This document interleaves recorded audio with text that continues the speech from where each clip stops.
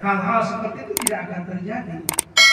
Saya sering menyampaikan ya, ini mungkin bapak-bapak sudah paham semua, bahwa ada dua pendidikan yang ini madorat, harus dari kecil ini disampaikan kepada anak-anak kita, turunan-turunan kita.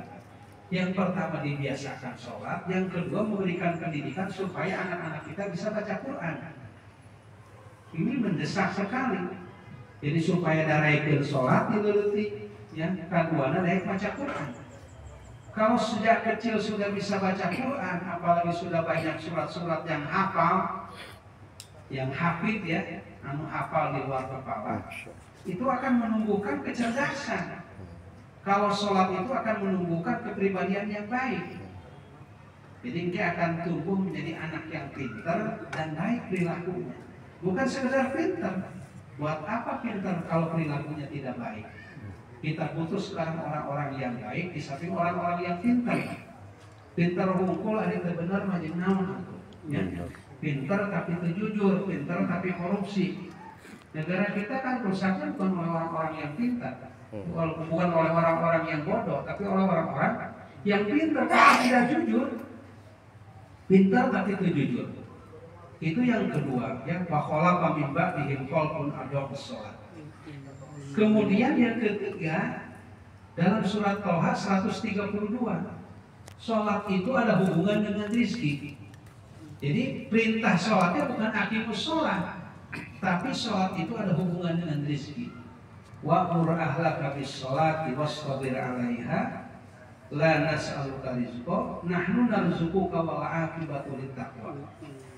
Jadi ini hitopnya kepada Nabi, tapi umumnya kepada kita kaum muslimin.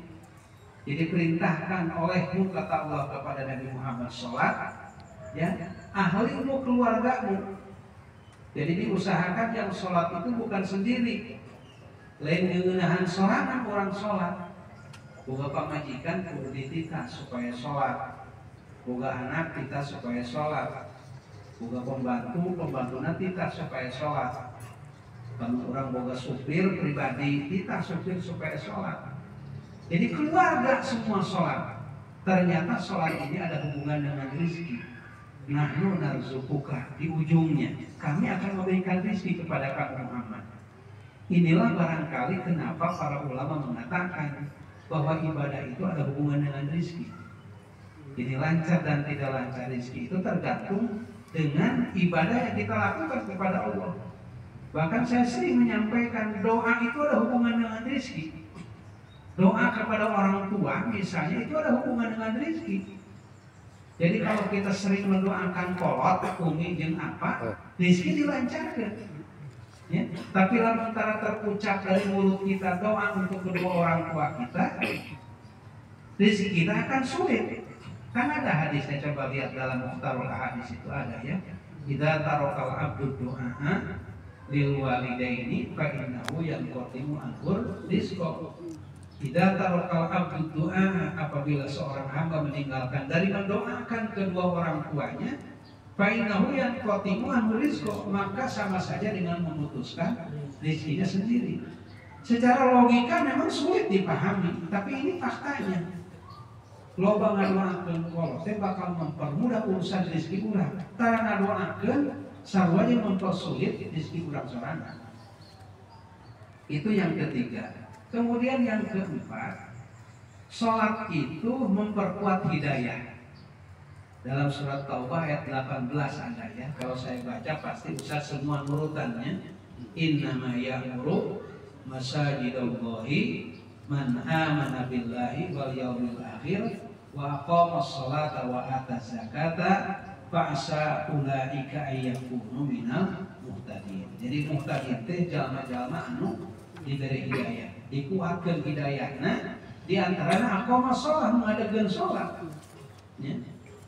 Itu yang keberapa?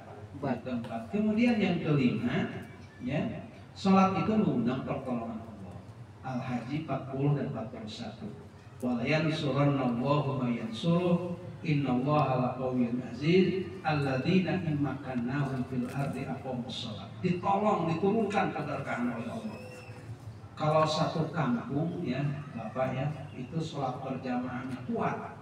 Minimal sholat subuh berjamaah rame itu dijamin berkah lembur eta.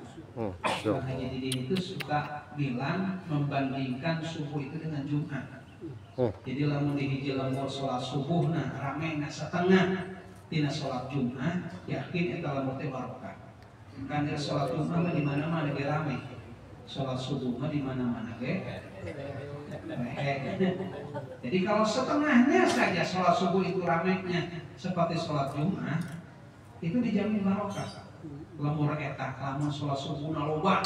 Masya Allah. Ya. Bahkan almarhum Kang Makmur Jawawi pernah bilang sama saya, menghubung ayat keterangan kieu, simpurin dan aros keterangan di mana. Lamun di Indonesia umat Islam sholatnya berjamaah kabeh, saminggu berjamaah terus-terusan, dijamin di negara teh barokah. Cek anjeunna gitu. Barangkali mikiran senegara teh nya, sorangan we, negara yang sholat berjamaahnya, yakin ikan ya. Allah bakal memberikan pertolongan kepada orang-orang yang mau sholat.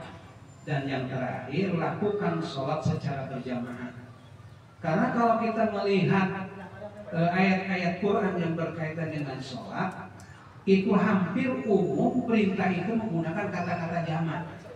Jarang menggunakan kata-kata mufrad. Aqomus sholat, ya. Aqom itu kan jamak, menunjukkan kepada jamak.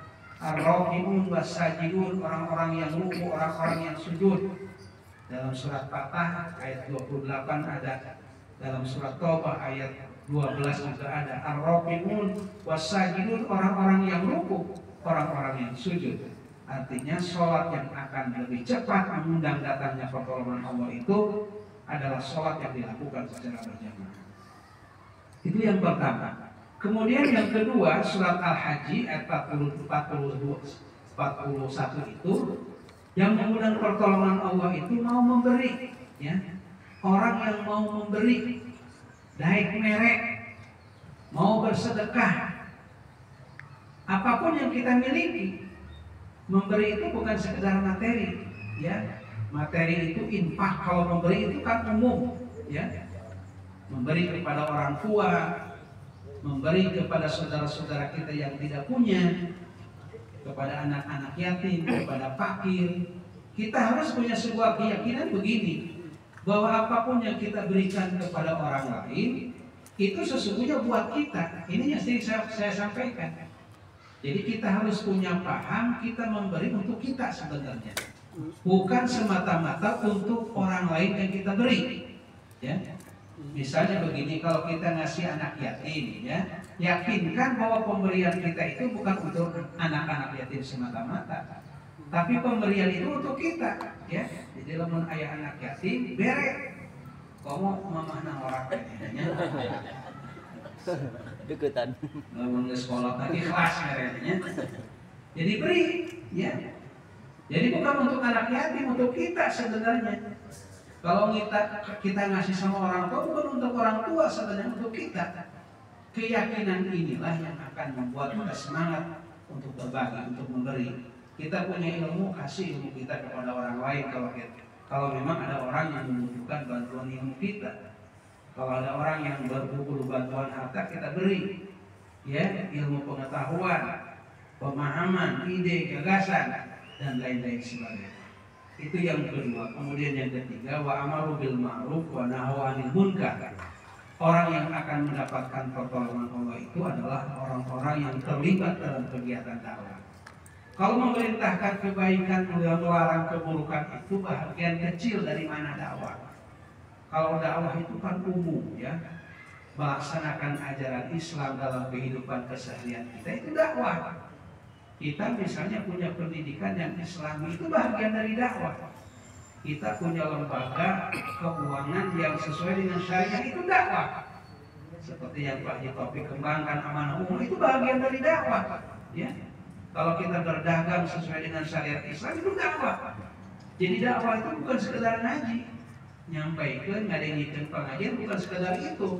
Tapi dakwah itu bagaimana menerapkan ajaran Islam dalam semua aspek kehidupan. Ya, seperti Pak Soleh Iskandar kan itu dakwahnya dalam berbagai macam bidang, dakwah dalam bidang ekonomi, dakwah dalam bidang kesehatan, pendidikan, dan lain-lain sebagainya. Makanya tanggal 10 November kemarin itu Pak Soleh Iskandar itu dijadikan ikon Hari Pahlawan Nasional. Jadi ikonnya Pak Soleh Iskandar, ya orang Bogor. Jadi beliau itu bukan sekedar pejuang, bukan sekedar pahlawan sebenarnya, tapi juga konseptor, pemikir umum, ya, bahkan seorang ulama yang teguh, ya, yang ikhlas, yang lurus. Kita mencari sosok seperti beliau saat ini mungkin agak susah, ya. Sekarang itu banyak orang yang berilmu tapi gampang terseok-seok oleh jabatan, terseok-seok oleh uang. Jadi tekopai jabatan ngaleong, kayak namanya ulang katanya tekopai duit lagu wae. Tapi Pak Soleh Iskandar itu sosok yang menurut saya tidak akan habis-habis untuk kita pelajari, untuk kita gali kepribadian beliau. Mudah-mudahan yang saya sampaikan bermanfaat. Amin ya Allah. Maaf, Pak Haji, saya akan berangkat ke MT Aisyah pengajian karena ada guru katanya. Iya.